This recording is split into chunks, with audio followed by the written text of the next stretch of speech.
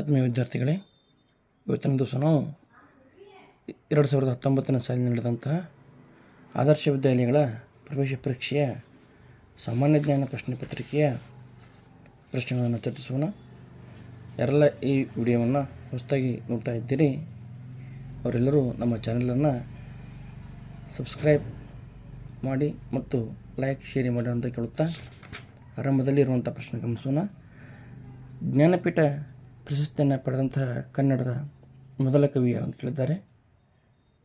ಪ್ರಾರಂಭದಲ್ಲಿ ಪಡೆದಂತಹ ಮೊದಲ ಕವಿ ಯಾರಪ್ಪ ಅಂತಂದರೆ ದ.ರಾ ಬೇಂದ್ರೆ. ಇವರು ಆರಂಭದಲ್ಲಿ ಪ್ರಥಮವಾಗಿ ಜ್ಞಾನಪೀಠ ಪ್ರಶಸ್ತಿಯನ್ನು ಪಡೆದಿದ್ದಾರೆ. ನೆಕ್ಸ್ಟ್,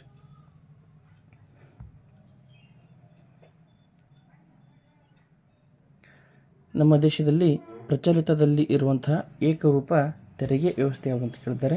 ಇದರ ಸರಿಯಾದ ಉತ್ತರ GST. GST is the right answer. ನಂತರದಲ್ಲಿ ಮೂರನೇ ಪ್ರಶ್ನೆ, ಬೆಂಗಳೂರು ಅಂತಾರಾಷ್ಟ್ರೀಯ ವಿಮಾನ ನಿಲ್ದಾಣ. ಬೆಂಗಳೂರು ಅಂತಾರಾಷ್ಟ್ರೀಯ ವಿಮಾನ ನಿಲ್ದಾಣ,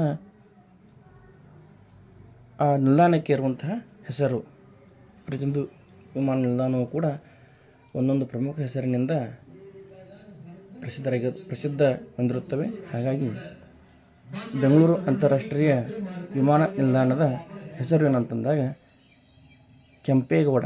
ಬೆಂಗಳೂರನ್ನು ನಿರ್ಮಾಣ ಮಾಡಿದಂಥ ಪ್ರಭು ಯಾರಪ್ಪ ಅಂದರೆ ಕೆಂಪೇಗೌಡ ಆಗಿರುವುದರಿಂದ ಅಲ್ಲಿ ಬೆಂಗಳೂರಿನ ಅಂತಾರಾಷ್ಟ್ರೀಯ ವಿಮಾನ ನಿಲ್ದಾಣಕ್ಕೆ ಕೆಂಪೇಗೌಡ ಅಂತಾರಾಷ್ಟ್ರೀಯ ವಿಮಾನ ನಿಲ್ದಾಣ ಅಂತ ಹೇಳಿ ಹೆಸರನ್ನು ಇಟ್ಟಿದ್ದಾರೆ.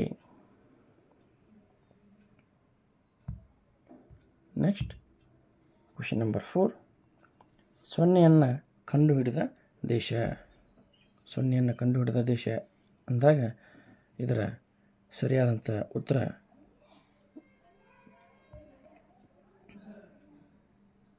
ಭಾರತ. ಮನುಷ್ಯನ ದೇಹದ ಈ ಅಂಗ ವಿಫಲವಾದಾಗ ಡಯಾಲಿಸಿಸ್ ಕೈಗೊಳ್ಳಲಾಗುತ್ತದೆ. ಇದರ ಸರಿಯಾದಂಥ ಉತ್ತರ ಮೂತ್ರಪಿಂಡ.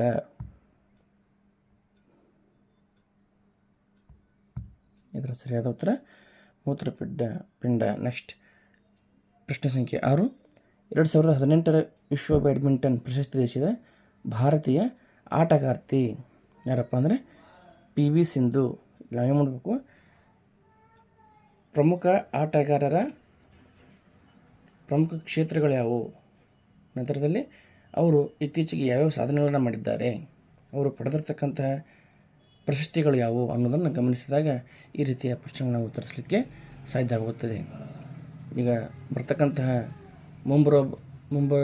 ಮುಂದೆ ಬರ್ತಕ್ಕಂತಹ ಆದರ್ಶ ವಿದ್ಯಾಲಯ ಪರೀಕ್ಷೆಯಲ್ಲಿಯೂ ಕೂಡ ಈ ರೀತಿಯ ಪ್ರಶ್ನೆಗಳನ್ನು ಕೇಳುವ ಸಂಭವ ಇರುವುದರಿಂದ ಕ್ರೀಡೆಗಳು ಮತ್ತು ಅವುಗಳ ಪ್ರಶಸ್ತಿಗಳನ್ನು ಪಡೆದಂಥ ಇತ್ತೀಚೆಗೆ ಅಂದರೆ 1-2-3 ವರ್ಷಗಳ ಹಿಂದಿನ ಆಟಗಾರರ ಲಿಸ್ಟನ್ನು ಗಮನಿಸಬೇಕು ಅಂಥೇಳಿ ವಿದ್ಯಾರ್ಥಿಗಳಿಗೆ ಒಂದು ಸೂಚನೆ.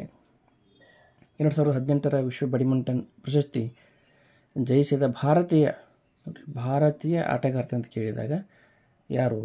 PV Sindhu. Next, question number 7, ಇತ್ತೀಚೆಗೆ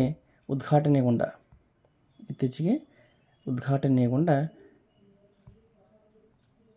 ಅತಿ ಎತ್ತರದ ಸರ್ದಾರ್ ವಲ್ಲಭಭಾಯಿ ಪಟೇಲರ ಪ್ರತಿಮೆ ಇರುವ ರಾಜ್ಯ ಯಾವುದು ಅಂತಂದಾಗ ಇದು ಗುಜರಾತ್ ಆಗ್ತದೆ. ಗುಜರಾತ್ನಲ್ಲಿ ನರ್ಮದಾ ನದಿಯ ದಂಡೆ ಮೇಲೆ ಈ ಅತ್ಯಂತ ಎತ್ತರದ ಪ್ರತಿಮೆಯನ್ನು ನಿರ್ಮಾಣ ಮಾಡಿದ್ದಾರೆ. ಇದಕ್ಕೆ ಏಕತಾ ಪ್ರತಿಮೆ ಅಂತ ಹೆಸರಿನಿಂದನೂ ಕೂಡ ಕರೀತಾರೆ. ಇದನ್ನು ಏಕತಾ ಪ್ರತಿಮೆ ಅಂತ ಕೂಡ ಕರೀತಾರೆ.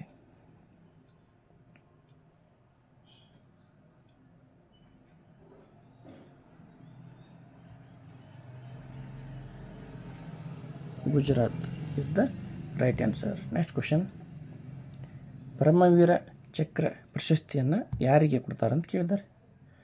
ಪ್ರತಿಯೊಂದು ಪ್ರಶಸ್ತಿಯು ಕೂಡ ಅದರದೇ ಆದ ಪ್ರಮುಖ ಕ್ಷೇತ್ರಗಳನ್ನು ಒಳಗೊಂಡಿರ್ತವೆ. ಹಾಗಾಗಿ ಅವುಗಳನ್ನು ಅದೇ ಕ್ರೀಡೆಗಳಿಗೆ ಅಥವಾ ಅದೇ ಕ್ಷೇತ್ರಗಳಿಗೆ ಕೊಡಬೇಕಂತ ನಿಯಮವಿದೆ. ಇಲ್ಲಿ ಪರಮವೀರ ಚಕ್ರವನ್ನು ಸೈನಿಕರಿಗೆ, ವೀರಮರಣ ಹೊಂದಿದಂತಹ ಸೈನಿಕರಿಗೆ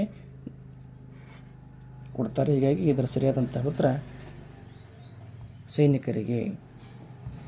ನೆಕ್ಸ್ಟ್,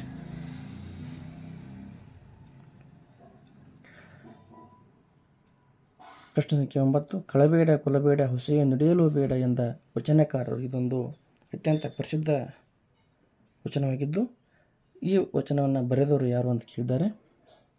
ವಚನಕಾರ ಯಾರಪ್ಪ ಅಂದರೆ ಬಸವೇಶ್ವರ ಅಥವಾ Basavanna. Option number A is the right answer. ಇವರ ಅಂಕಿತ ನಾಮ ಯಾವ ಅಂದರೆ Kudala Sangama Deva. Next, question number 10. ISRO ಕೇಂದ್ರ ಕಚೇರಿ ಇರುವಂತಹ ಸ್ಥಳವನ್ನು ಕೇಳಿದ್ದಾರೆ.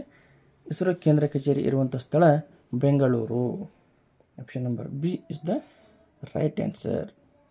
ಬೆಂಗಳೂರು ಇದು ಇಸ್ರೋ ಕೇಂದ್ರ ಕಚೇರಿ ಇರುವಂಥ ಪ್ರಮುಖ ಸ್ಥಳವಾಗಿದೆ.